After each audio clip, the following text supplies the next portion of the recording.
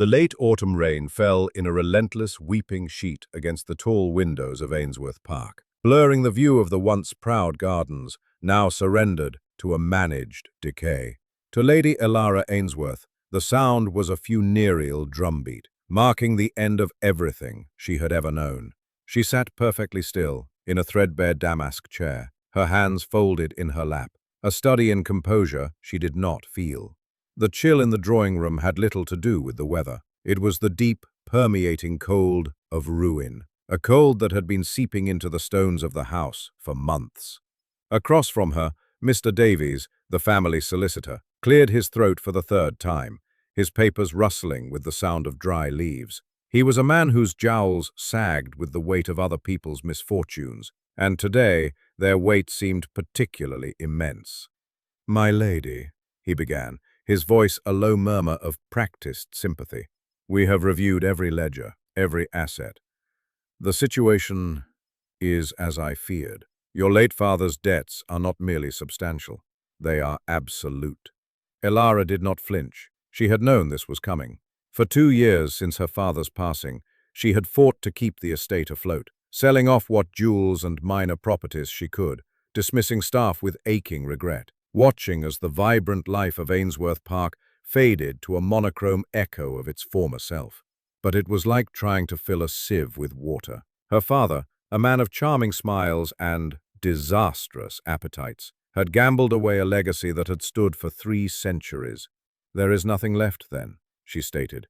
It was not a question. The worn velvet of her cuffs, the faint scent of mildew from the ancient tapestries, the single, sputtering candle on the mantelpiece, they all spoke the same truth.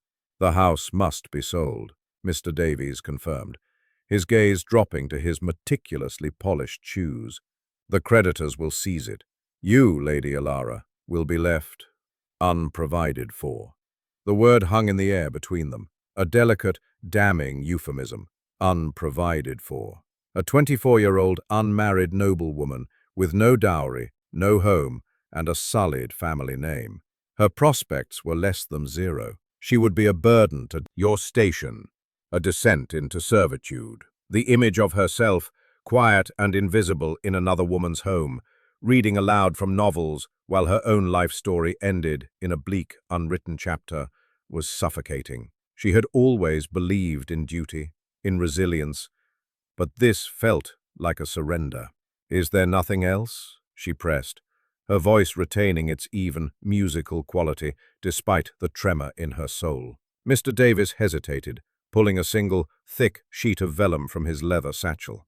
It was sealed with a severe black wax seal, the crest an unfamiliar one, a wolf's head beneath a ducal coronet. "There is one other matter. It is a most unconventional proposition, and I confess I present it with some trepidation." He slid the letter across the polished table. Elara's eyes fell upon the seal. Blackwood. She knew the name. Who did not? Alistair Vance, the Duke of Blackwood, a man spoken of in hushed, speculative tones, immensely wealthy, powerful, a figure of remote and chilling authority. He had appeared in London 2 seasons ago, after a long seclusion, following the tragic death of his young wife, and his presence had been like a winter storm descending upon a summer fate. He was handsome, in a severe, sculpted way, with eyes the color of a frozen sea, and a mouth that looked as if it had never formed a smile. He did not participate in society. He merely observed it, with a disdain that was as palpable as the cold emanating from his person. "The Duke of Blackwood," she whispered, her fingers hovering over the letter. "What business could he possibly have with me?" "It seems the Duke is in search of a wife," Mr. Davies said, his tone carefully neutral. "He requires a new Duchess of Blackwood. He has no time for the frivolities of a London courtship. He has stipulated his requirements to his men of business with remarkable clarity. He seeks a lady of impeccable breeding, sound character, and modest disposition. A lady who understands the duties of her station. A lady, it is implied, who is in no position to make demands of an emotional or romantic nature." The meaning was as cold and sharp as a blade. He was not looking for a wife. He was hiring for a position, and her poverty, her desperate dignity, her life. And in return, he would solve a problem she could not. She would trade the prison of poverty for a gilded cage, to be shackled to a man known as the Winter Duke, a man who was a void where a heart should be. And yet, Ainsworth Park would be saved. The name would not die in shame. The few remaining tenants would not be cast out. Duty, a concept that had been the bedrock of her entire existence, screamed at her. This was a sacrifice, but it was a sacrifice for her legacy, for the memory of what her family had once been, before her father's weakness had brought it to its knees. "What are his terms?" she asked, her voice quiet but firm. Mr. Davis looked relieved that she had not succumbed to hysterics. "The terms are to be discussed directly. He has requested a meeting. Tomorrow, at his London residence." Ilara's gaze drifted back to the window. The rain had softened to a fine mist, cloaking the world in a shroud of grey. It was a world without colour, without warmth, without hope. The Duke of Blackwood was offering her a life that mirrored the view, security at the price of her soul. Could she do it? Could she bind herself to a man of ice and shadow to save the ghosts of her past? She thought of the alternative, a slow, humiliating slide into obscurity and dependence. She thought of the Ainsworth name, spoken with pity, and she found her answer. Resilience was not about enduring the inevitable. It was about choosing your battlefield. "Inform His Grace that I will be there," she said, the words tasting of ash. With that simple sentence, she sealed her fate, stepping out of the fading twilight of her old life and into the deep, uncertain winter of the new. The following day, the Duke of Blackwood's London residence loomed over the rain-slicked Mayfair Square like a mausoleum. It was a fortress of grey stone and dark, unblinking windows, devoid of the welcoming warmth of potted flowers or brightly polished brass that graced its neighbours. Ilara, dressed in her best, but still sombre travelling gown of deep grey wool, felt her own insignificance as the carriage door was opened. She was escorted by a footman whose face was as impassive as the stone facade, through a hall of chilling grandeur. Black and white marble stretched into the distance, its polished surface reflecting the cold shoulders, broad and unyielding beneath a perfectly tailored coat of black superfine.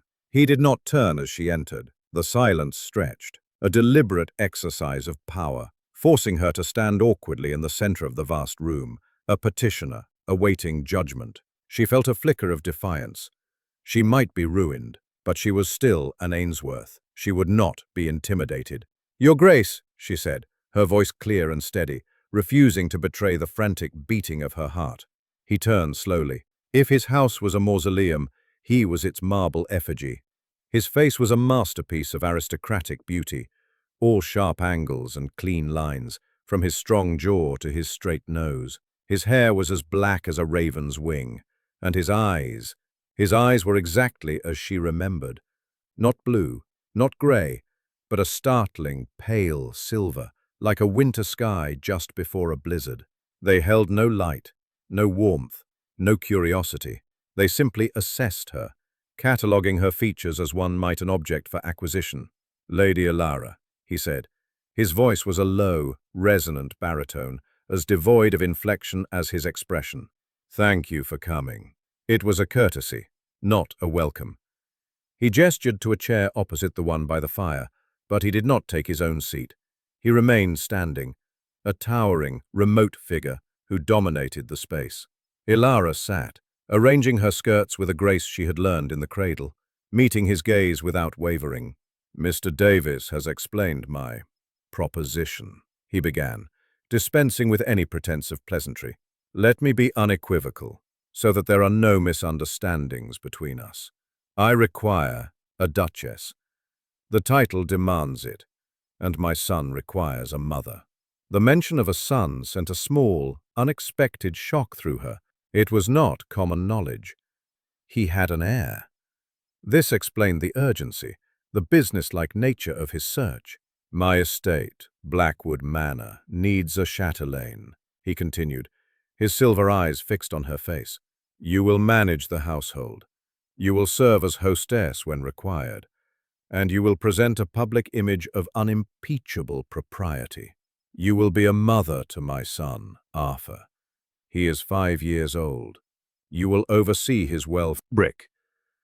Our lives will be largely separate," he stated, beginning to pace slowly before the window. "We will occupy the same house, but we will not be expected to occupy each other's time. We will produce an heir, a spare, to be precise, and once that duty is fulfilled, we will maintain separate chambers. I expect your discretion. I will afford you the same. Do you understand these terms?" Ilara felt the blood drain from her face. He spoke of bearing a child with the same detachment he might discuss the breeding of a prize stallion. The clinical coldness of it was more insulting than any overt cruelty. He was stripping the union of everything that made it human, leaving only a hollow shell of duty and obligation.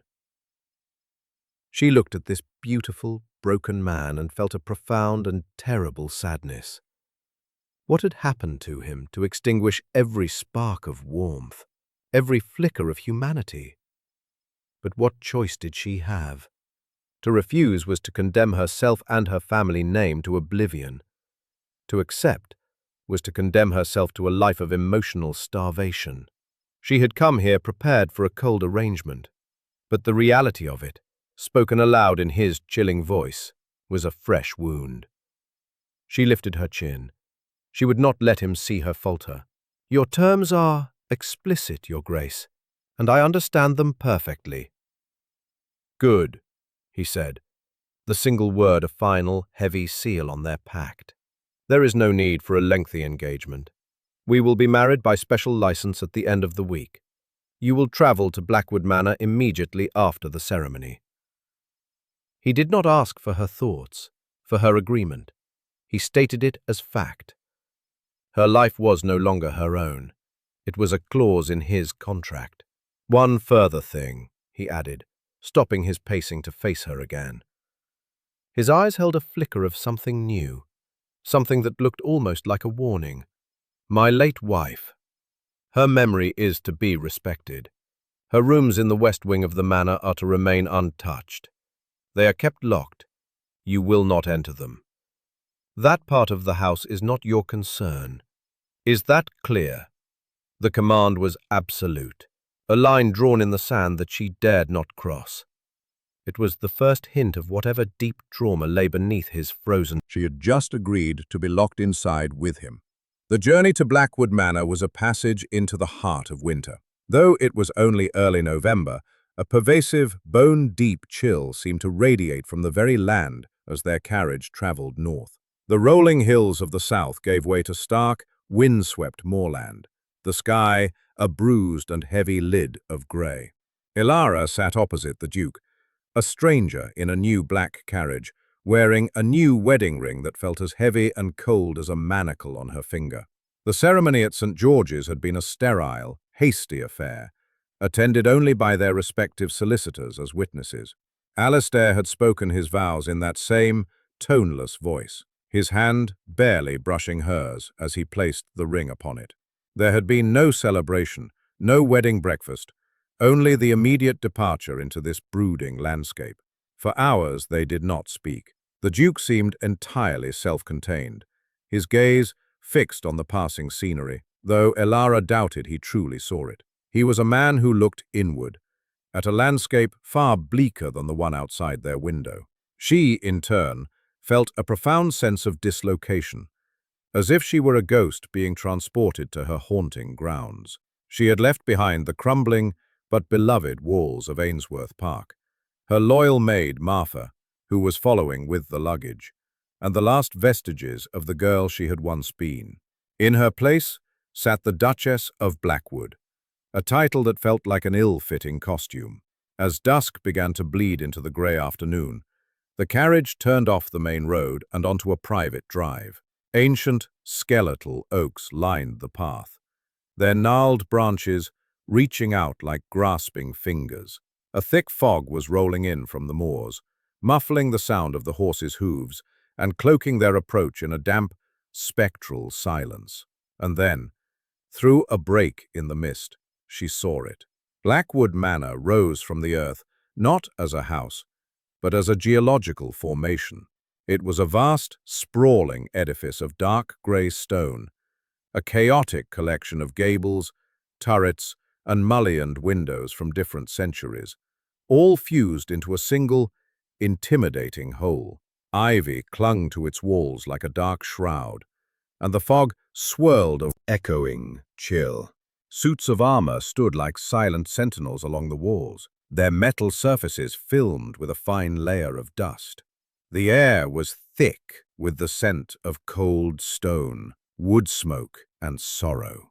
Ella, a line of servants, stood waiting, their expressions a mixture of apprehension and curiosity. At their head was a stern, rail-thin woman in a black bombazine dress, her grey hair pulled into a knot so severe it seemed to pull the skin taut on her face. "Your Grace," she said, her voice crisp and dry, as she executed a shallow curtsy. "Welcome home." Her eyes, small and shrewd, flickered over to Ilara, taking her measure in a single, sweeping glance. "Mrs. Gable," Alastair acknowledged with a nod. "This is the Duchess. You will answer to her in all household matters." Ella. The pronouncement was met with a collective, subtle stiffening from the staff. Ilara knew what they saw, an interloper, a stranger stepping into a dead woman's shoes. "Your Grace," Mrs. Gable said, turning to Ilara, her curtsy even shallower this time. The title was correct, but the tone was not. It was the voice of a woman whose loyalty was already given, and not to her. "I trust you will find your chambers satisfactory," Alastair said to Ilara, his tone indicating this was the end of his duties as host. "Mrs. Gable will show you. Dinner is at 8. Ella, without another word, he turned and strode down a long, dark corridor, his footsteps echoing on the flagstones, leaving her alone to face his staff and his forbidding home. The cold she had felt in the carriage intensified, seeping into her very bones. He had not just brought her to his house, he had abandoned her in it. "If you would follow me, Your Grace," Mrs. Gable said, her voice sharp, with an authority she was clearly reluctant to relinquish. Ilara followed the housekeeper up a grand, creaking staircase, her hand trailing on a banister slick with cold, polished oak. The gallery above was lined with portraits of the Duke's ancestors, their dark, solemn eyes seeming to follow her progress with silent disapproval. They passed numerous closed doors before Mrs. Gable stopped at the end of a long wing. "The ducal chambers." The heart sank. She had assumed separate chambers meant separate wings, or at least separate corridors. This was an intimacy she was not prepared for, a constant, physical reminder of the man who was her husband in name only, sleeping just a few feet away through a closed door. It felt like another of his subtle cruelties. As if reading her thoughts, Mrs. Gable added, "These were the chambers of the former Duchess." The words were dropped with deliberate, pointed weight. Ilara was not just a replacement wife. She was a replacement in this very bed, in these very rooms, haunted by the ghost of her predecessor. "Thank you, Mrs. Gable," Ilara said, forcing a calm she did not feel. "That will be all for now." The housekeeper gave a stiff nod and departed, leaving Ilara alone in the echoing silence of her new prison. She walked to the tall, mullioned window and looked out. The fog was thicker now, pressing against the glass like a blindfold. She could see nothing of the grounds, nothing of the world beyond. There was only the house, and the cold, and the suffocating presence of a past she was forbidden to understand. She was the Duchess of Blackwood, mistress of this great and terrible place, and she had never felt more powerless or more alone.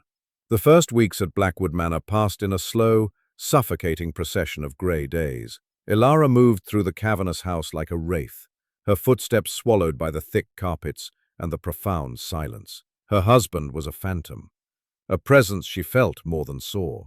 He would be gone before she woke, closeted in his study or riding out across the moors, and would return long after she had retired.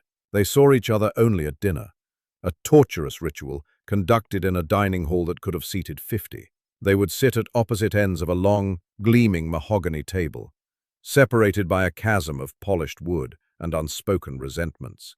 The meals were served in near total silence, broken only by the clink of silver on porcelain. Alastair's conversation was limited to curt, impersonal inquiries about her day, to which she gave equally brief and polite replies. He never looked at her. Not really. His gaze would either be on his plate or fixed on some distant point beyond her shoulder. His expression remote and unreadable. Her authority firmly by his governess, Miss Finch. He was a beautiful boy, with his father's black hair, but with wide, dark eyes that held a startling vulnerability. He never laughed, never ran. He simply walked, a silent miniature ghost in his own home. Miss Finch was a woman as severe as Mrs. Gable, a proponent of a rigid Victorian childcare philosophy that valued discipline over affection. Arthur was kept to a strict schedule of lessons, meals, and constitutionals, all conducted in the nursery wing, far from the main part of the house. Elara's attempts to see him were gently but firmly rebuffed. "The young master is at his studies, Your Grace," or "It is Master Arthur's nap time, Your Grace."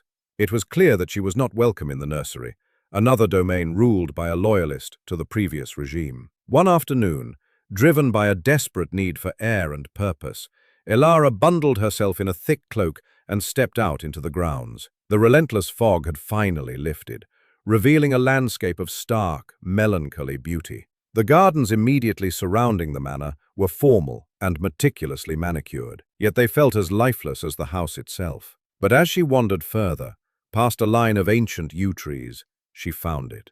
Tucked away, hidden behind a high stone wall, was a garden that had once been loved. A rusted iron gate, tangled with thorns, hung crookedly on its hinges. Pushing it open, she stepped into a secret world of neglect. It was a walled garden, perhaps an acre in size, and she could see the ghost of its former glory. Stone paths were choked with weeds, a central fountain was dry and filled with dead leaves, and the skeletons of climbing roses clawed at the crumbling brick walls. In the center, a massive, gnarled wisteria had completely overgrown a stone bench, its twisted limbs like arthritic fingers. Yet, even in its decay, there was a sense of peace here, a feeling of sanctuary. It was the first place in Blackwood that did not feel actively hostile. She learned from a reluctant undergardener that this had been the late Duchess's private garden. After her death, the Duke had ordered it locked and left to ruin. No one had set foot in it for 6 years. It was another locked room, another piece of his past left to fester. And in that moment, a quiet, defiant purpose took loyal to Mrs. Gable and the old ways, and he listened to her plan to restore the walled garden with an expression of deep skepticism. "The Duke gave orders, Your Grace," he grumbled, twisting his cap in his gnarled hands. "Left to nature," he said.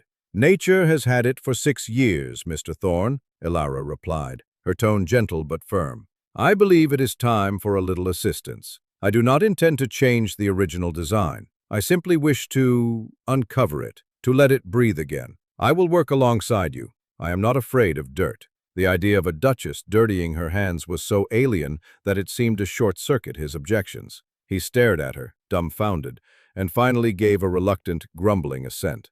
So her days found a new rhythm. Every morning, after a solitary breakfast, she would change into a simple, sturdy dress and with a pair of borrowed gloves make her way to the walled garden. At first she worked alone, pulling weeds, clearing the choked pathways, her body aching with the unaccustomed labor. The physical exertion was a balm to her troubled mind. The scent of damp earth, the satisfaction of clearing a patch of ground to reveal the elegant lines of the original stone edgings. It was a small but tangible victory against the decay that surrounded her. Slowly, tentatively, Mr. Thorne and one of his younger lads joined her. They watched her at first with a kind of grudging respect. She did not direct, she worked. She learned the names of the dormant plants, the difference between a weed and a forgotten perennial. She uncovered the stone fountain, scrubbing the moss from its carved cherubs. Her quiet, persistent presence began to work a subtle magic. Her other project was Arthur. She could not breach the nursery, so she found another way. She discovered that every afternoon at 3, weather permitting, Miss Finch would walk with Arthur along the terrace. So, Elara made it her habit to be sitting on a bench on that same terrace, a book open in her lap. She did not approach them. She did not speak. She simply made herself a quiet, non-threatening part of the landscape. For a week, Arthur ignored her, his gaze fixed determinedly on the gravel path, his small hand clutching Miss Finch's. But then, one day, she saw him peek at her from beneath his long lashes. The next day, his glance lingered for a second longer. Elara's heart ached, continued the story. her eyes on her book, pretending not to notice. She finished the short tale, just as they reached the end of the terrace. The next day she did it again, and the next. It became their silent ritual. She would read, and the small, solemn boy would listen, his silent attention a fragile thread, connecting them across the space of the terrace. She was planting a different kind of garden, one of seeds of trust and patience, and she could only pray that something, anything, would grow. Alastair returned from a week-long trip to London on an evening when the first real frost had silvered the lawns of Blackwood. Ilara had not been told he was expected.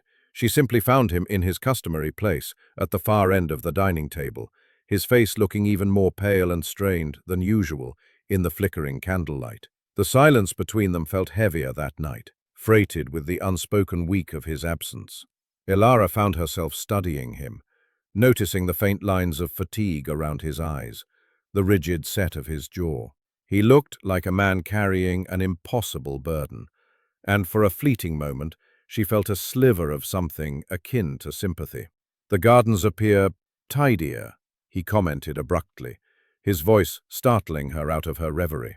It was the first unsolicited observation he had made about the estate in her presence. Ilara's heart gave a little jump. "Yes, Your Grace. I have been assisting Mr. Thorne with some clearing." She kept her tone neutral, a simple statement of fact, offering no defense, no effusive explanation. He raised a single, dark eyebrow, his silver eyes meeting hers across the table for a fraction of a second. "Assisting?" The word was imbued with a faint, almost imperceptible note of disbelief. "I find the work restorative," she replied calmly, refusing to be baited. He said nothing more on the subject, and the conversation, such as it was, died. But Ilara felt a subtle shift in the atmosphere. She had been seen. Her actions had been noted. It was not praise, not by any measure, but it was an acknowledgement. And in the barren landscape of their marriage, it felt like a significant geological event. The true tremor came 2 days later. It was a crisp, bright afternoon. The low autumn sun, his small face rapt as he listened to the fox outsmart the farmer. When the story was finished, Ilara closed the book gently. For the first time, Arthur's eyes met hers directly, and a small, hesitant smile touched his lips. It was a fleeting, ephemeral thing, but it was a smile nonetheless. It transformed his solemn little face, lighting it from within. And in that instant, Ilara's heart, which she had thought safely armored, cracked clean open. Miss Finch, noticing the Duke's presence, immediately stiffened and pulled Arthur along. "Come, Master Arthur, we must not dawdle." The boy went, but he looked back over his shoulder at Ilara, the ghost of his smile still lingering in his eyes. Ilara remained on the bench, her hands clasped around the book, waiting. She heard Alastair's footsteps on the gravel as he approached. He stopped beside the bench, but did not sit. "He has not smiled in a very long time," he said. His voice was low, almost rough, stripped of its usual, icy control. It was not an accusation, nor was it praise. It was a raw statement of fact, heavy with a history she could not comprehend. Ilara finally looked up at him. The sunlight caught the silver in his eyes, and for the first time she saw something beyond the cold. It was a flicker of profound, gut-wrenching pain. It was there and gone in an instant, his mask of indifference slamming back into place. But she had seen it. He was not a man made of ice. He was a man frozen in it. "He is a lonely little boy," she said softly. Alastair's jaw tightened. "He is well cared for. Care and companionship are not the same thing, Your Grace," she dared to say, her voice quiet but unwavering. He stared down at her, his expression unreadable once more. She expected a sharp rebuke, a cold dismissal for her impertinence. Instead, he simply gave a curt, jerky nod, as if acknowledging a point in a debate he had not wished to have. Then he turned and walked back into the house, leaving her with the scent of frost and the lingering image of that fleeting, terrible sadness in his eyes.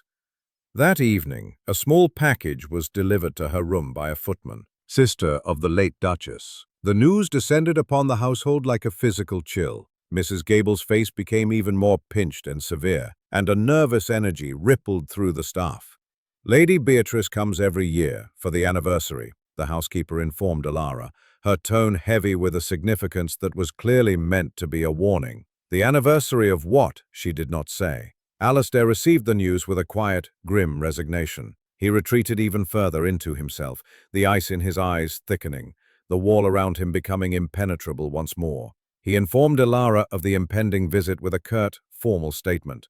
"My sister-in-law will be arriving on Friday. She will stay for a fortnight. You will, of course, extend her every courtesy." It was an order, not a request. Lady Beatrice arrived in a flurry of expensive silks and imperious commands. She was a stunningly beautiful woman, with the same raven dark hair as her late sister, but where Isabel's portraits showed a soft, melancholic beauty, Beatrice's was sharp and predatory. Her eyes, a deep, knowing brown, missed nothing. She swept into the great hall, appraised Alara from head to toe with a look that was both dismissive and hostile, and then turned to embrace Alistair.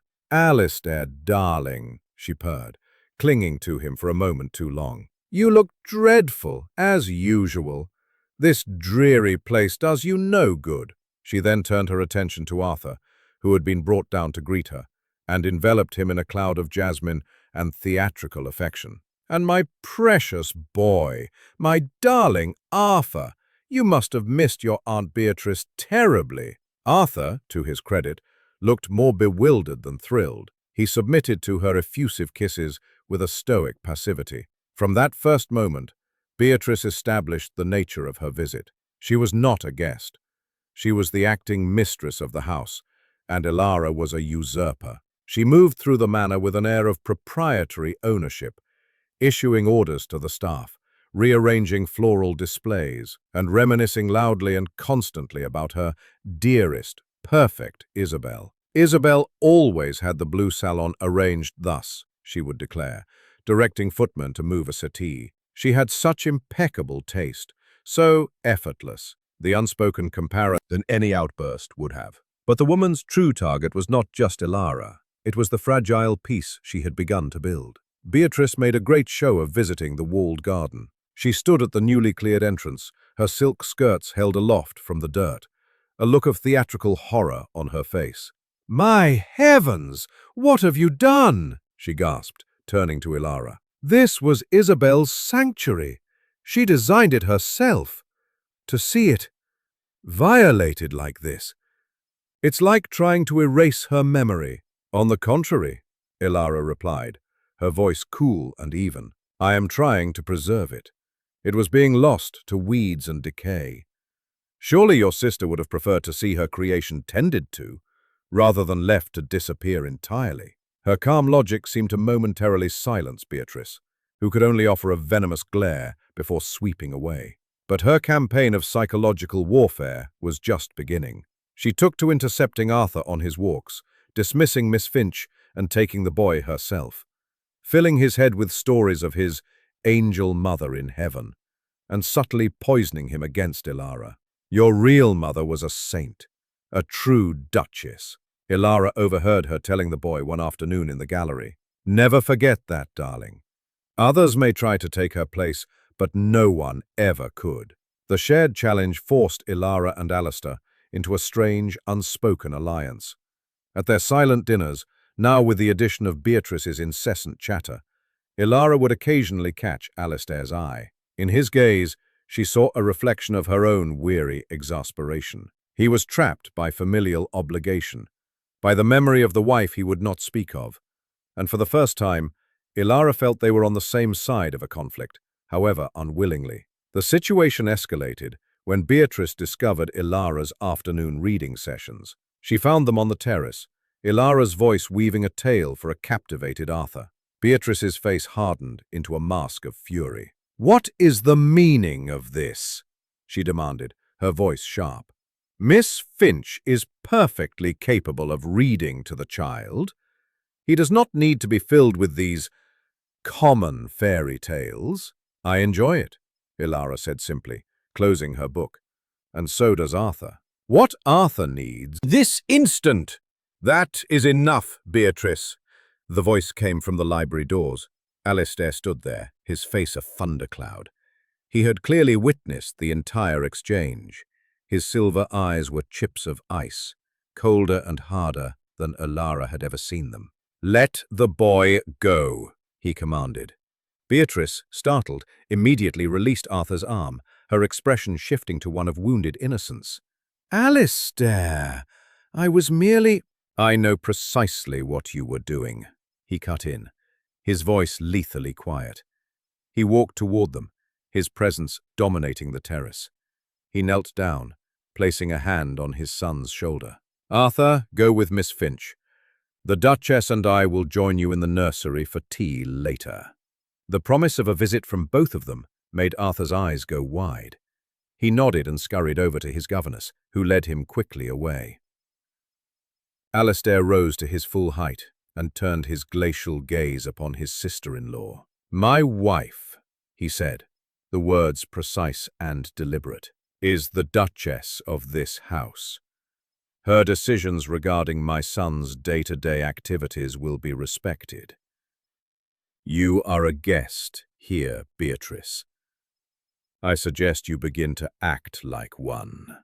Beatrice paled, her mouth opening and closing silently. It was a stunning, unequivocal defense of Ilara, and a public rebuke of Beatrice.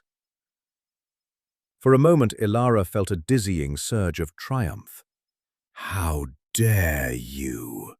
Beatrice finally hissed, her voice trembling with fury. "After all I have done, all I have been to you, since we lost her, you would choose this drab little opportunist over Isabel's own sister." "This is not about Isabel," Alistair said, his voice dangerously low. "This is about my son and my wife. The discussion is over." He turned his back on her and held out an arm to Ilara. "Your Grace," he said formally, though his eyes held a flicker of their new, shared understanding. "Shall we?" Stunned, Ilara placed her hand on his arm. The superfine wool of his coat was smooth beneath her fingers. It was the first time they had locked West Wing, placing a bouquet of white lilies, Isabel's favorite, before the closed doors, a public performance of sorrow for the benefit of the household. She spent the morning in the chapel, emerging with her eyes artfully reddened. Alistair was nowhere to be seen. He had locked himself in his study since dawn, refusing all meals. The fragile alliance between Ilara and her husband seemed to have vanished with the morning mist. He was lost in his past, and she was once again an outsider, an observer of a grief she could not share and was not permitted to understand.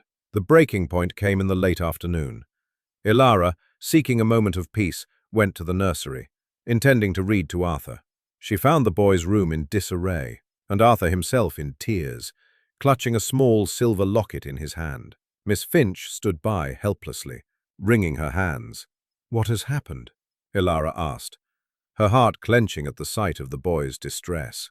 "It's Lady Beatrice, Your Grace," the governess whispered, clearly frightened. "She came in while I was fetching his milk. She gave him the locket. It was the first Duchess's, and she told him things." Arthur looked up at Ilara, his small face streaked with tears, his dark eyes filled with a terrible confusion. "Aunt Beatrice said, she said you would take it from me," he sobbed, clutching the locket to his chest. "She said you want to make everyone forget my first mama. Is it true? Do you want her to go away?" A cold, pure rage, unlike anything Ilara had ever experienced, surged through her. To use a child, to deliberately inflict such pain and confusion upon him as a weapon in her petty war. It was monstrous. She knelt before Arthur, her movements calm and gentle, despite the fury in her heart. "Arthur, look at me," she said softly. "Of course I do not want you to forget your mother. Never. A heart is a very big place. There is room for all the people we love. Loving someone new doesn't mean you love the person who came before any less. She gently took his small hand, the one not clutching the locket. This locket is a treasure because it helps you remember her.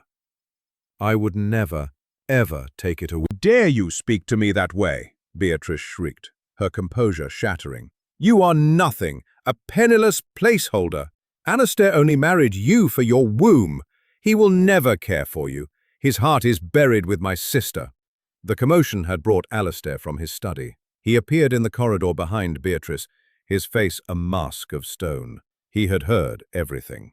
Beatrice, he said, and his voice was so cold it seemed to lower the temperature of the air. My man will have your carriage brought around. You will be packed and gone within the hour. Alistair! Beatrice whirled around, her face a mess of shock and fury. You cannot be serious. You would throw me out? For her? I would throw anyone out who would deliberately harm my son, he bit out, each word a shard of ice. What you have done today is unforgivable. I have tolerated your presence, your performance, for the sake of Isabel's memory. No more. Her memory is not served by your malice. He strode past her, into the nursery, and knelt before his son, ignoring both women. He gently took the locket from Arthur's hand, his large, scarred fingers surprisingly tender as he examined it. A spasm of pain crossed his face, so intense and raw that Ilara had to look away. This was your mother's, he said to Arthur, his voice thick with an emotion he could no longer suppress. She would have wanted you to have it. And the Duchess is right. You should never, ever forget her. He looked up, and his silver eyes, raw with anguish, met Ilara's. In them she saw a universe of suffering. Thank you, he mouthed silently. Beatrice let out a strangled sob of fury and defeat, and then she was gone, her angry footsteps echoing down the hall. A storm, which had been threatening all day, finally broke. A clap of thunder rattled the windows, and the rain began to lash against the glass. The storm outside was a perfect mirror for the one that had just broken inside the house. The carefully constructed dams of grief and control had finally burst. Later that night, the manor was quiet. The only sounds the drumming of the rain and the howl of the wind.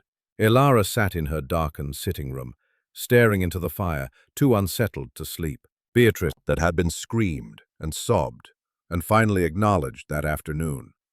I owe you an apology, he began, his gaze fixed on the fire. For Beatrice, I should have sent her away years ago. I tolerated her because I thought it was my duty, another penance. He finally looked at her, and the agony in his eyes was so profound she felt it like a physical blow. You must have so many questions. Ilara simply nodded. He took a deep, shuddering breath. Isabel, my first wife, she was not the saint Beatrice paints her as. Nor was she a monster. She was a girl from a sunny climate, transplanted into this cold, gray place. She was beautiful, vivacious, and utterly unsuited to be a duchess. I knew it when I married her, but I was arrogant. I thought my name, my wealth, could make her happy. I thought I could make her happy. A log in the fire collapsed, sending a shower of sparks up the chimney. She hated it here, he continued, his voice a low, pained whisper. She hated the duty, the expectations, the endless gray days. She felt trapped. She called this house her prison. The walled garden was the only place she found any peace, the only thing she ever tried to create. And I was a fool. I tried to solve her unhappiness with things, jewels, gowns, trips to London. I did not know how to listen. I did not know how to give her what she truly needed. He paused, swallowing hard. The West Wing, those were her rooms. She filled them with light colors, with music, with everything she could to fight back the gloom of this house. It was her rebellion. The rain hammered against the window pane, a furious, grieving rhythm. The night she died, it was the night of our 5th anniversary. I had planned a large dinner. I thought a celebration would lift her spirits. She had a different idea. She had been drinking. She told me she was suffocating, that she needed to feel alive. She wanted to ride out into the storm. There was a terrible storm that night, just like this one. I forbade it. I told her it was her duty to be at my side, to play the Duchess. We argued. Horrible things were said. His voice broke. He closed his eyes, his hands clenching the chair opposite Ilara, burying his face in his hands. So I locked it all away. Her rooms, her garden, her memory. I locked it in the West Wing and threw away the key. I thought if I could contain the past, I could control the pain. But it doesn't work. It just festers. It poisons everything. It poisoned me. It almost poisoned my son. The confession hung in the air between them, a raw, gaping wound. All the coldness, the distance, the cruelty. It was not malice. It was guilt. A guilt so profound it had frozen him solid. A self-imposed penance for a crime he believed he had committed. Ilara's heart ached, not with pity, but with a deep, wrenching compassion. She saw him then, not as the Winter Duke, but as Alistair, a man drowning in grief. She rose from her chair and crossed the space between them. She did not speak. There were no words that could heal a wound so deep. Instead, she knelt on the rug before his chair and gently, tentatively, placed her hand on his arm. Socially, he flinched at her touch. Then slowly, hesitantly, he lifted his head. His face was a wreck of anguish, his silver eyes shimmering with the tears he refused to let fall. He looked at her, truly looked at her, and in her quiet, compassionate gaze, he did not find judgment or pity. He found understanding. He found strength. He slowly reached out, his trembling fingers covering her hand on his arm. His skin was warm. For the first time, he felt warm. The storm outside raged on, but within the small, fire-lit circle of their shared grief, something had irrevocably broken. The ice had cracked, and in the profound, echoing silence, a single, hot tear finally escaped his eye and traced a path down his sculpted cheek. The storm passed during the night. Ilara woke to a world washed clean, the morning sun pouring through her window in pale golden shafts, illuminating the dust motes dancing in the air. The house was preternaturally quiet, holding its breath. She had not returned to her own bed, but had eventually retreated after Alistair, exhausted by his emotional catharsis, had fallen into a deep sleep in his chair. She had covered him with a throw blanket. Title felt strange on her lips now. He held up his hand, and in his palm lay a large, ornate iron key, rusted with age. "I believe this belongs to you," he said. "You have brought more life back to this house in a few short months than it has seen in 6 years. It's time to let the light in." It was the key to the West Wing. Ilara's breath caught. She reached out and took it from him, the cold, heavy metal, a tangible symbol of the trust he was placing in her. It was his past, his pain, his guilt, and he was handing it to her. "Together?" she asked, softly. A flicker of a smile, the first she had ever seen, touched his lips. It was a small, hesitant thing, but it transformed his face. Together. They walked the long gallery to the West Wing side by side, their steps echoing in the morning stillness. The staff, who witnessed their joint passage, stared with wide, curious eyes. The Duke and Duchess, together, in the light of day. It was a sight no one at Blackwood had ever seen. The door to the wing was thick oak, covered in a film of dust. Alistair stood back as Ilara fitted the heavy key into the lock. It turned with a reluctant, grinding groan. She pushed the door open, and they stepped across the threshold. The air inside was stale and thick, smelling of dust and dried flowers and faded perfume. A fine, grey powder coated every surface, and the opulent furniture was draped in white dust cloths, making the room look like a ballroom of ghosts. Sunlight struggled to pierce the grimy windows, falling in weak, hazy beams. It was a tomb, a perfectly preserved monument to sorrow. This had been Isabel's sitting room. A grand piano stood silent in the corner, a harp shrouded in its canvas cover beside it. Books in French and Italian lay on a small table, and a delicate easel held a canvas, turned to the wall. Alistair walked to the window and, with a great effort, pushed open the heavy casement. Fresh, clean air flooded the room, stirring the dust and making the ghostly shrouds on the furniture flutter. He began to pull the cloths off, revealing furniture of a light, almost frivolous style, so different from the heavy, dark wood. The bedroom with a bed draped in faded silks, a dressing room with wardrobes still full of beautiful, brightly colored gowns. It was not a frightening place, Elara realized. It was just sad. It was the story of a young woman who had been desperately unhappy. By opening the windows, by pulling off the dust cloths, they were not erasing her. They were letting her go. They were acknowledging her story and finally, gently, closing that chapter of the house's history.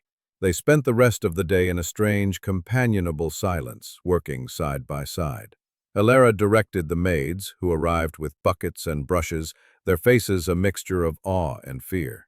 Alistair himself helped, his powerful frame moving furniture, his hands, so often clenched in anger or grief, now working to clean and restore. With every window washed, with every surface polished, the wing came back to life. It was no longer a tomb. It was just a suite of beautiful, sunlit rooms. That evening, they did not dine in the cavernous hall. At Elara's suggestion, a small table was set up in the newly cleaned West Wing sitting room before a freshly lit fire. The room felt warm, alive, hopeful. They ate, and for the first time they talked, not of the past, not of grief, but of small things, of the books Elara was reading, of a tenant farm Alistair had visited, of Arthur's progress with his letters. The conversation was hesitant at first, like a new shoot pushing through hard ground, but it grew easier, more natural, with every passing moment. After the meal was cleared, they sat in comfortable chairs by the fire, a glass of wine in Alistair's hand, a cup of tea in Elara's. The firelight danced on his face, softening its harsh angles, warming the silver of his eyes. "Elara," he said, and the sound of her Christian name in his voice sent a shiver through her. "What you did, for Arthur, for me, I have no words to thank you." "You don't have to thank me," she replied softly. "I am his mother now, and I am your wife." He looked at her, his gaze intense, searching. "In name only," he said, his voice barely a whisper. "That was the arrangement, a cold, cruel arrangement that I forced upon you." He shook his head, a look of self-disgust on. "I do not want a partner in a transaction. I think I am falling in love with you." The declaration, so raw and unexpected, stole the air from her lungs. Her own feelings, which she had so carefully suppressed, her compassion, her admiration for his hidden strength, the strange pull she felt toward this broken, beautiful man, all came rushing to the surface. "I think," she whispered, her voice trembling, "I have been falling in love with you too." He let out a breath he seemed to have been holding for 6 years. A slow, wondrous smile spread across his face, the true, unguarded smile she had seen a flicker of before. It lit him up from the inside, chasing away the last of the shadows. He leaned forward, and with infinite tenderness, he kissed her. It was not a kiss of passion, but of profound, grateful homecoming. It was soft, hesitant, a question and an answer all in one. It tasted of wine and wood smoke and the promise of a new beginning. In the heart of the once-locked wing, surrounded by the ghosts they had finally set free, their marriage, the real one, had just begun. The transformation of Blackwood Manor in the following months was nothing short of miraculous. It was not a sudden change, but a slow, steady dawning, like a sunrise after a long polar night. The true change was in its master. Alistair, unburdened from the crushing weight of his guilt, began to live again. The bleak, remote Winterduke was replaced by a man who was capable of warmth, of laughter, and of a deep, abiding love. His love for Elara became the new heart of the house, pumping warmth and life through its once chilly corridors. He was an attentive, devoted husband, seeking her opinion on estate matters, sharing his thoughts, his fears, his hopes. Their evenings were no longer spent in silence, but in conversation by the fire, in companionable reading in the library, or in simply being together, the quiet comfort of their presence enough. The door between their chambers remained permanently open. His relationship with Arthur blossomed. He started spending time with his son not as a duty, but as a joy. He took him riding, taught him the names of the constellations on clear nights, and read to him from heroic tales before bed, his deep voice filling the nursery. Thorne's devoted care was reborn. By spring, it was a riot of color and scent. Dormant perennials had pushed through the cleared earth, and new plantings of lavender and delphiniums filled the beds. The wisteria on the stone bench was carefully pruned, and in May it dripped with fragrant purple blossoms. It became their private sanctuary, a place where they would walk in the evenings, hand in hand, a living testament to their own story, that beauty and love could grow in the most neglected of soil. As their first anniversary approached, Alistair announced they were to travel to London. Ilara felt a moment of apprehension, but he reassured her. "It's time to re-enter the world," he said, his hand covering hers, "as a family." Their appearance in London caused a sensation. The Ton, who remembered the cold, forbidding Duke and had whispered about his strange, impoverished new Duchess, were stunned by the change. They saw a man whose silver eyes were now warm, who smiled openly at his wife, who rested his hand possessively on the small of her back. They saw a duchess who was not a drab placeholder, but a woman of quiet elegance and serene confidence, who clearly held her husband's complete devotion. On the Sunday before their anniversary, Alistair took her and Arthur to morning service at St. James's Church in Piccadilly, the very heart of fashionable London. The church was crowded with the cream of society, their eyes all covertly watching the infamous Duke of Blackwood and his family. During the final hymn, as the organ swelled and the voices rose to the rafters, Alistair did something that silenced every whisper, every piece of gossip, for good. He did not speak. He did not make a grand gesture. He simply turned to Ilara in the pew, and in full view of the entire congregation, he took her gloved hand, raised it to his lips, and kissed it with a reverence that was more powerful than any spoken vow. Then he looked into her eyes, and in their shared gaze was a promise of forever, a public declaration of a love that had been forged in private, in the darkness, and had now been brought brilliantly into the light. It was a vow made not to God or to a priest, but to her, and every soul in that church felt life.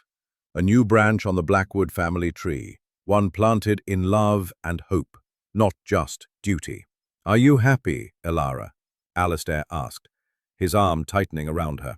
She looked up at his face, at the man she had married out of desperation and come to love with all her heart.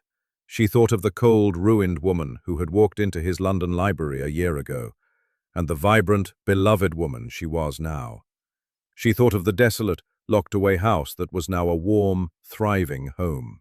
"I have never been happier," she said, and it was the simplest, most profound truth of her life. The Winter Duke was gone, and in his place was her husband, her love, the father of her children, standing with her in the warm glow of a future they had built together, out of the ruins of the past. Dear listener, isn't it a powerful thought that the most desolate landscapes can hide the seeds of the most beautiful gardens? The story of Ilara and Alistair is more than just a tale of a forgotten key and a lonely duke. It's a reminder that the coldest exteriors, the most impenetrable walls people build around their hearts, are so often constructed not from malice, but from a deep and profound pain. How many times in our own lives do we encounter someone who seems distant, cold, or unreachable? It's so easy to judge, to label them as uncaring, and to turn away. But Ilara's story whispers a different truth. It champions the quiet power of patience, of compassion, of choosing to see a neglected garden instead of a barren wasteland. She didn't arrive with a battering ram to break down Alistair's walls. She simply started planting seeds of kindness nearby, in the soil of his garden, in the heart of his son, in the silent spaces of their shared home. She tended to them with quiet consistency, not demanding that they grow, but creating the conditions where they could. True healing, for ourselves and for those we love, rarely comes from a grand, dramatic confrontation. It comes from the small, persistent acts of showing up. It's the book read aloud on a terrace, the shared work in silence, the hand offered in a moment of vulnerability.